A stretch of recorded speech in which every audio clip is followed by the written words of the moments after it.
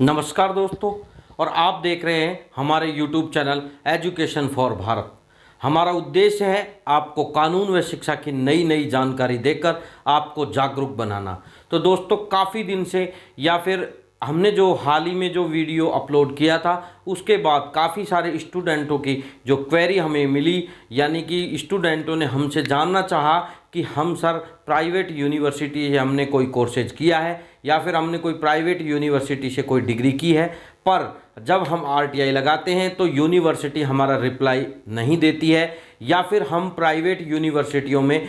अपनी आरटीआई कैसे लगाएं। इसके लिए काफ़ी सारे स्टूडेंटों के यह भी सवाल आए कि सर प्राइवेट यूनिवर्सिटी आरटीआई के दायरे में नहीं आते, तो इसलिए सर उनमें आरटीआई कैसे लगाएं। तो आज हम उसी टॉपिक पे बात करेंगे दोस्तों। आपको बताएंगे कि अगर आप किसी निजी विश्वविद्यालय यानी कि प्राइवेट यूनिवर्सिटी से अगर आपने कोई डिग्री या डिप्लोमा किया है तो आप उसको या आप उसमें किस प्रकार से आरटीआई फाइल कर सकते हैं। यह आपके लिए एक इम्पोर्टेंट टॉपिक है। अगर आपने इस वीडियो को पूरा अगर वॉच किया तो आप प्राइवेट यूनिवर्सिटी में आरटीआई कैसे लगाते हैं अच्छे से जान जाएंगे। तो दोस्तों, बात करते हैं कि आरटीआई के लिए बेसिकली एक फॉर्मेट वैसे तो कोई तय नहीं है, लेकिन अगर आपके पास ऐसा फॉर्मेट नहीं है तो आप स्क्रीन पे एक फॉर्मेट देख रहे हैं, उस फॉर्मेट को आप फेसबुक पेज पे जाके डाउनलोड कर सकते हैं, क्योंकि हमने जो फेसबुक पेज है उस पे हमने उस आरटीआई के फॉर्मेट को हमने अपलोड कर रखा है। अगर आपके पास आरटीआई का अगर फॉर्मेट नहीं है तो भी आपको बिल्कुल घबराने की आवश्यकता नहीं है, आप निश्चिंत रहें। आज हम आपको आरटीआई लिखना पूरी तरीके से सिखाने वाले हैं। आप एक सफ़ेद यानी कि एक सादा कागज़ आपको लेना है। उस कागज़ पे आपको बड़े बड़े अक्षरों में सूचना का अधिकार अधिनियम 2005 बड़े बड़े अक्षरों में आपको उसके ऊपर लिखना है। उसके बाद आपको सूचना का अधिकार अधिनियम 2005 की धारा 6(1) के अंतर्गत आवेदन का एक प्रारूप ऐसा लिख के आपको उस सफ़ेद कागज़ पे उसको अंडरलाइन कर देना है। उसके बाद आपको उस पेपर में 9 पॉइंट आपको उसमें दर्ज करने हैं। फर्स्ट नंबर के पॉइंट की बात करें तो आपको आवेदक का नाम और उसके आगे आपको अपना नाम, जो आपका नाम है, उसको स्पष्ट रूप से अंकित करना है। उसके बाद दूसरे नंबर पॉइंट की बात करें तो वहाँ आपको अपना पूरा एड्रेस, यानी कि जिस एड्रेस पे आप उस दस्तावेज या फिर आपने कोई डॉक्यूमेंट्री जिस डिपार्टमेंट से आपने मांगी है वो आपको सही एड्रेस पे मिल सके, इसलिए आपको जो एक सही एड्रेस है आपको वो उसमें अच्छे से मेंशन करना है। उसके साथ आपको जो आपका मोबाइल नंबर है वो 3 नंबर के पॉइंट डाल के आप उसमें अपना मोबाइल नंबर या फिर ऐसा कोई आपका संपर्क सूत्र आप वहां डाल सकते हैं, ताकि अगर आरटीआई अधिकारी यानी कि जो जन सूचना अधिकारी होता है उसको अगर कोई प्रॉब्लम आती है या फिर उसको समझ नहीं आता है कोई चीज़ का, तो वो आपसे संपर्क कर सके। उसके बाद 4 नंबर पे आपको डालना है आवेदक देने की दिनांक, यानी कि जिस दिन आप आरटीआई लगा रहे हैं जिस डिपार्टमेंट में, उसका आपको समय, यानी कि जिस तारीख पे आप आरटीआई का फॉर्म फिल कर रहे हैं उस दिन की आपको डेट मेंशन करनी है, क्योंकि आरटीआई के लिए एक रूल है कि 30 दिन में आपको उसका जवाब मिल जाना चाहिए, क्योंकि 30 दिन का उसके लिए एक समय सीमा बॉन्ड की हुई है। इसलिए आपकी जो डेट है उसी के अनुसार 30 दिन काउंट किए जाएंगे, इसलिए आपको डेट डालना आवश्यक है। उसके बाद आपको 5 नंबर की बात करें तो आपको कार्यालय का नाम लिखना है, जिस कार्यालय से आप जो डॉक्यूमेंट्री या फिर जिस प्रकार की आप जो डिमांड कर रहे हैं आरटीआई के अंदर सूचना का, वो उस कार्यालय का नाम आपको अंकित करना है। उसके बाद 6 नंबर पे आपको लिखना है कि आप जिस सूचना को मांग रहे हैं, जिस डिपार्टमेंट से जिस सूचना को आप मांग रहे हैं, यानी कि जो चीज़ आपने मांगी है उसको आप अच्छे से, दोस्तों, घुमा फिरा के कोई चीज़ नहीं लिखनी है, आपको बिल्कुल स्पष्ट अक्षरों में लिखना है कि हमें ये आवश्यकता है इस चीज़ की, यानी कि ये सूचना हमें इस तरीके की चाहिए, आपको वो स्पष्ट रूप से अंकित करना है। इसमें कोई घुमा फिरा के आपको नहीं लिखना है। उसके बाद 7 नंबर पे आपको लिखना है कि क्या चाहते हैं आप, नकल चाहते हैं उस डॉक्यूमेंट्री की, या फिर आप उस डिपार्टमेंट में निरीक्षण करना चाहते हैं, या फिर रिकॉर्ड का निरीक्षण करना चाहते हैं, या फिर रिकॉर्ड की प्रमाणित प्रति आपको चाहिए, वो आप उसके सामने मेंशन कर सकते हो 7 नंबर के कॉलम में। उसके बाद 8 नंबर का जो कॉलम है उसमें आवेदक के साथ, यानी कि जो आपने आवेदन किया है उसके साथ जो आपने रकम अदा की है, क्योंकि आरटीआई के लिए एक जो फिक्स फीस गवर्नमेंट ने तय कर रखी है, उसका आप पोस्टल ऑर्डर या फिर डीडी के द्वारा आप उसको पे कर सकते हैं। इसलिए आपने अगर पोस्टल ऑर्डर या फिर डीडी बनवाई है तो उसके जो क्रमांक नंबर है और जो दिनांक है वो आपको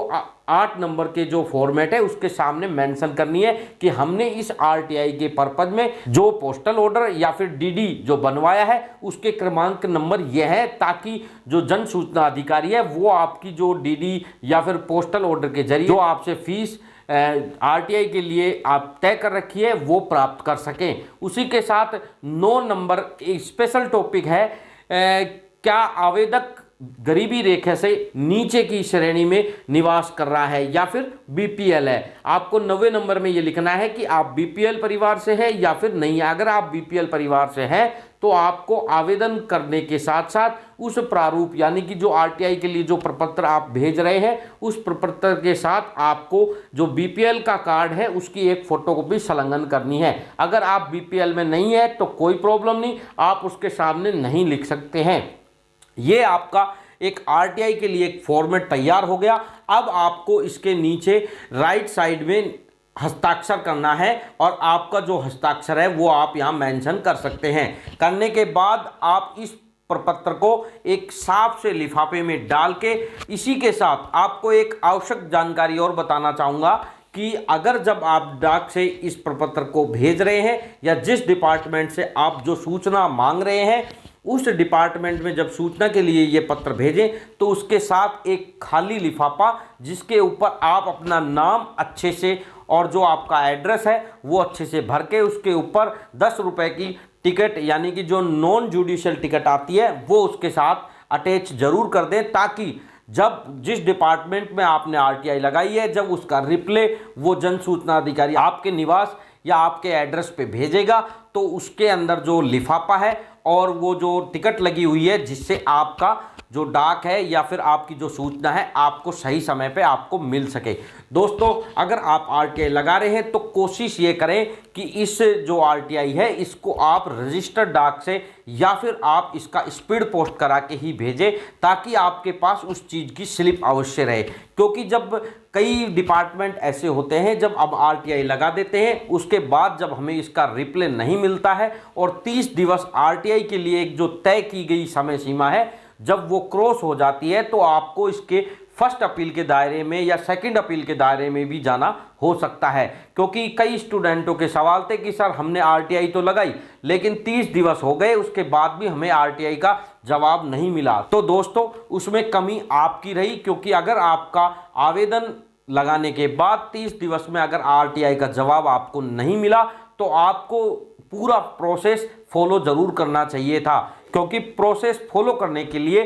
फर्स्ट अपील और सेकंड अपील में भी आपको जाना बिल्कुल चाहिए। क्योंकि अगर आप फर्स्ट अपील में नहीं जाते हैं या सेकंड अपील में नहीं जाते हैं तो जो डिपार्टमेंट है जिनसे हमने आवश्यक सूचना मांगी है वो डिपार्टमेंट ये सोच लेता है कि ये अवेयर नहीं है और इन्हें इस चीज़ की आवश्यकता नहीं है। क्योंकि दोस्तों कई बार होता ऐसा है कि कई डिपार्टमेंट गड़बड़ी कर देते हैं या फिर उनमें ऐसी कोई गलत एक्टिविटी हो जाती है। इस वजह से अगर अपन ने आरटीआई लगाई तो उसका वो जवाब आपको नहीं देंगे, बिल्कुल नहीं देंगे आपको, क्योंकि उन्होंने वहाँ पे गड़बड़ी कर रखी है। इसलिए आपने जब आरटीआई लगाई तो उसका वो जवाब नहीं देंगे, क्योंकि अपने आप को बचाने के लिए वो आपका आरटीआई का जो जवाब है वो लेट करेंगे। और अगर आप जागरूक हुए फर्स्ट अपील में गए, फर्स्ट अपील में भी अगर आपको जवाब नहीं मिलता है तो आप सेकंड अपील में गए तो उनकी एक मजबूरी बन जाएगी और वो आपको जवाब देंगे ही देंगे, चाहे वो आपको पॉजिटिव जवाब दें चाहे आपको नेगेटिव, लेकिन उसका जवाब जरूर आएगा।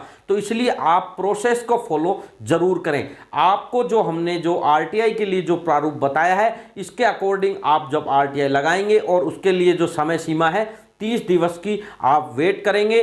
तो वेट करने के बाद या तो आपको इस आरटीआई के माध्यम से आपको सूचना मिल जाएगी। अगर आपको सूचना नहीं मिलती है तो आपको फर्स्ट अपील में बिल्कुल जाना चाहिए, जिसके लिए हम नेक्स्ट वीडियो में आपको फर्स्ट अपील कैसे लगाई जाती है और सेकंड अपील कैसे लगाई जाती है उसके बारे में आपको विस्तार से वर्णन कर देंगे या जानकारी आपको उपलब्ध करा देंगे, ताकि आप फर्स्ट अपील और सेकंड अपील के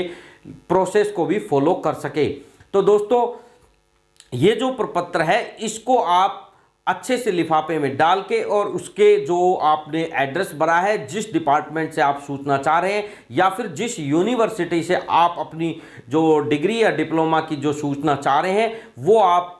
वहां अप्लाई कर सकते हैं। क्योंकि आरटीआई का प्रावधान लागू होने के बाद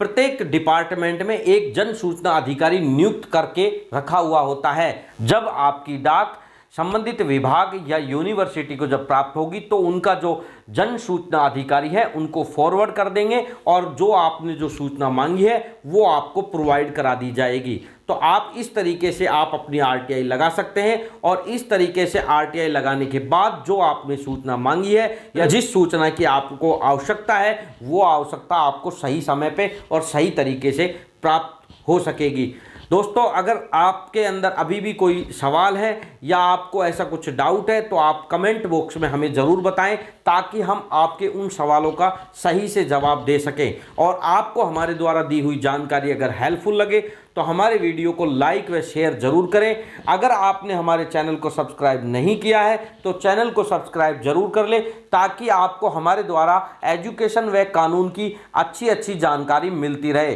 धन्यवाद। मिलते हैं किसी नेक्स्ट वीडियो में। जय हिंद।